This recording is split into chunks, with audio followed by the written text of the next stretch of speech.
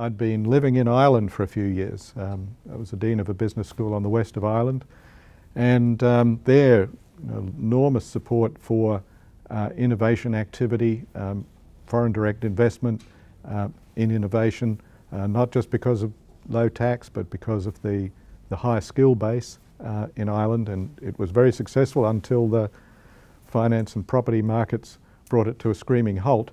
But in the early 2000s, the entrepreneurs in the west of Ireland formed something they called the Atlantic Technology Corridor, with 23,000 people employed in a number of very large companies like Medtronic, like Abbott, like HP, but also myriad smaller ones that had emerged around it. The thing is about the Irish, they have a very strong literary creative tradition, and I began to work out after a while that this translates very well into software and the development of new businesses, and they're very good at that. So this was something that grew, but it grew with the support of Science Foundation Ireland, who formed partnerships with universities and grew what in effect became a technology and innovation ecosystem. Here, yes, we can do that. At the moment, we simply have the organic growth, but in the medical technology precinct of northern Sydney, there was no such spontaneous or organic growth of entrepreneurial activity. We worked out from our report that this was basically about real estate, clustering for the purpose of real estate. Not many of those subsidiaries of multinational companies were interested in local R&D or local innovation. They were sales and marketing organisations. When interviewed, they would just shake their heads and say, look, if we could do it, we would, but we can't. We're not permitted by our head offices. Which is an interesting contrast, by the way, with the attitude in Ireland, where in particular in Hewlett-Packard at the time, the individuals who were in charge of R&D there, if R&D was centralised as it then was in HP, they would do skunk works. They would develop their own IP. They would connect with SMEs and with universities to create their own products and services, and they dared HP head office to close them down. In fact, Carly Fiorina at the time, who was the CEO in Palo Alto, came to visit Galway because she couldn't understand how all this was happening. How on earth, how could these people be coming up with so many ideas? And it actually produced a shift in HP to devolve a lot of the R&D and spread it outwards.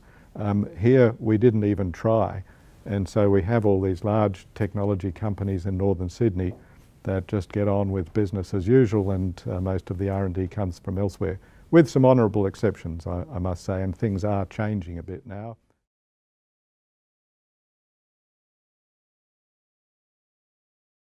Well, the alert is there. It hasn't happened, obviously. We're still a very wealthy economy.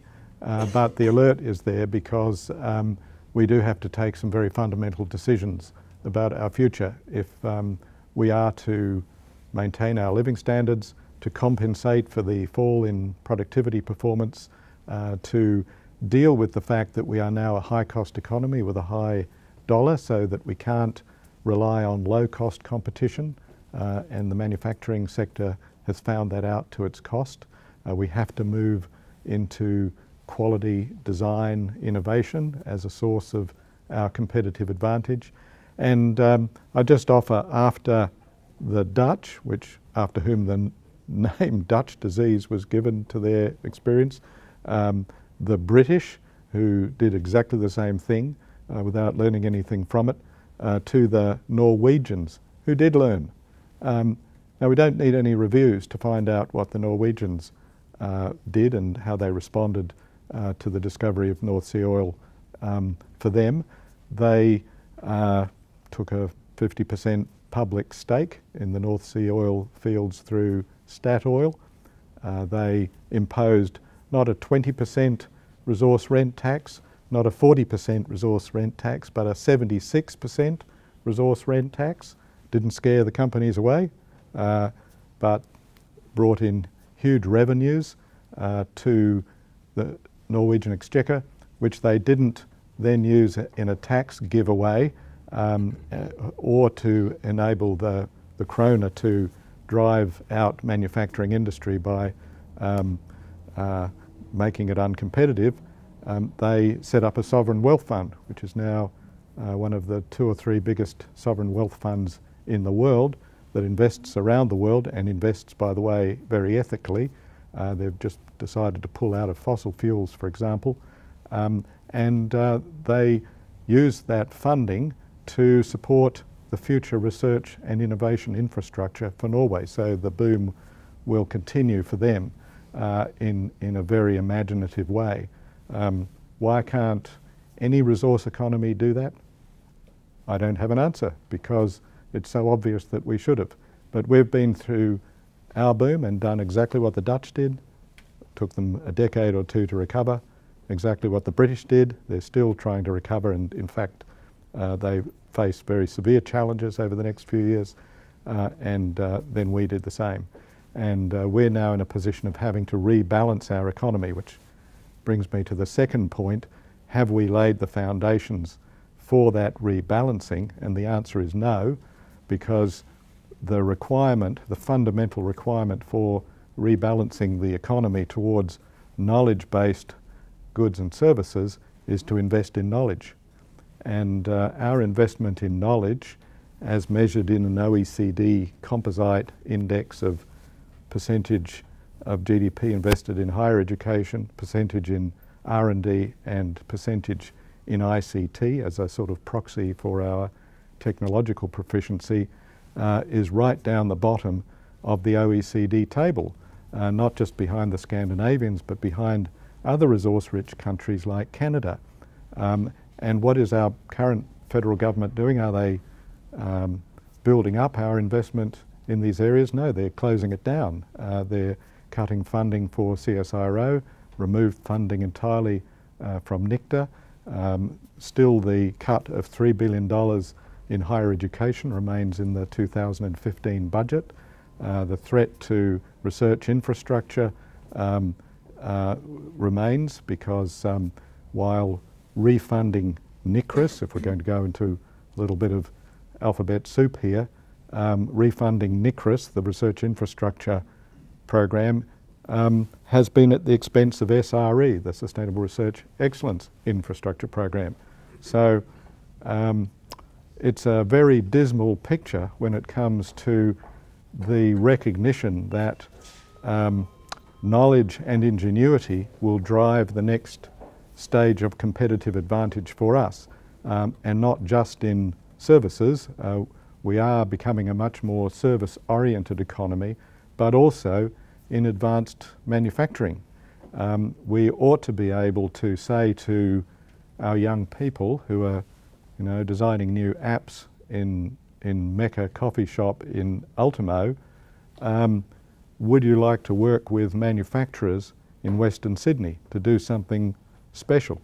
And that means something that will have a niche in a global market or a global value chain. We're going through a process of recognising how badly we've spent subsidies within manufacturing, supporting, for example, car assembly. I was in Germany a few months ago looking at the BMW production line in Munich. There is a production line which is entirely automated, machine intelligence and machine learning in action. These are robots that will take specifications that are provided by customer visualization software into the production line and produce the car for you. So they produce 1 million cars a year, no 2 of them are the same. They have only 4,000 people working to produce those 1 million cars, but they're backed up by 15,000 engineers, scientists and designers in the BMW headquarters. That's an investment in knowledge and ingenuity on a mass production scale, but we can't necessarily do that in car assembly in Australia. Our market is too small, and we're controlled by head office in Detroit and Tokyo, who are diverting what could be exports away from us. And for example, the Ford territory would have been an export for Ford, could have kept them alive, but they weren't allowed to export it because it was against global Ford policy.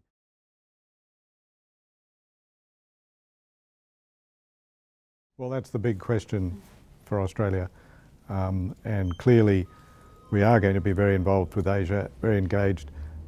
China is our biggest trading partner, and I guess I can close with a bit of a story about our building, because a lot of the building is steel. Behind the brick is a steel substrate, very bespoke. So we've just completed a report on the steel manufacturing industry in Australia. We've moved out of blast furnaces. We don't make steel any longer, except a little bit at Port Kembla, but we do have a future in steel manufacturing, but not steel manufacturing in the traditional way, mass production, rod and bar and so on. We'll never compete in that market. The steel industry in that area has only become more and more adept at pursuing anti-dumping inquiries. It's a no-win position for them.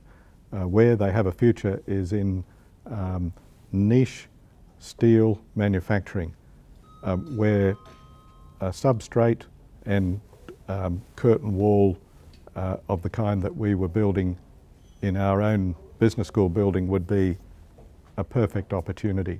So we put out a tender to the couple of hundred steel manufacturing companies in Australia. Did we get one tender? No, not a single one. It went to a manufacturer in Shanghai who did a good job. Very high-tech company, exactly the type of company that we could be undertaking here. But where we did keep something in Australia, and this was very interesting, was in the design of some of the steel within the building, the decorative steel, the steel staircase, the steel for the cafeteria. I don't know if you've seen that sculptural staircase. We'd asked, very iconic for the building, we asked Frank, can you know, you're an artist, can you design a sculpture for our entrance lobby? And he said, yeah, sure, I can do that. We'll call it the staircase. But he sketched it out. It looked very interesting, and it still had to be translated into a product. And the people who translated it into that product, in conjunction with the Shanghai steel manufacturer, are a company called Urban Art Projects. Don't know if anyone here knows UAP. Jan does. Maybe you interviewed them one day on the, yeah. So they're in Brisbane, they're in Sydney, and they're in Shanghai. And they tender for all the work in the decorative and design, interior design elements of Chinese construction firms up and down the east coast. And they're getting a lot of work that way, as well as in Australia. So when I look at them, I think, yes, that's Australia in the Asian century. We've got some really creative people translating design into products, but in many cases we won't be the makers of those products. In this case it was a Shanghai manufacturer. But I still believe that in many cases we can be the manufacturer of those products, and we have something that is moving here from the US, and some of you may be familiar with it, the makers movement, where because of additive manufacturing, because a lot of it has now become very local and bespoke, anyone can manufacture. And this is potentially a future beyond mass production that we can engage with in a remote market. But it was very dispiriting that among all our steel manufacturers, despite all the advice they had and the reality of the market position they were in, they couldn't even see their own plan for survival.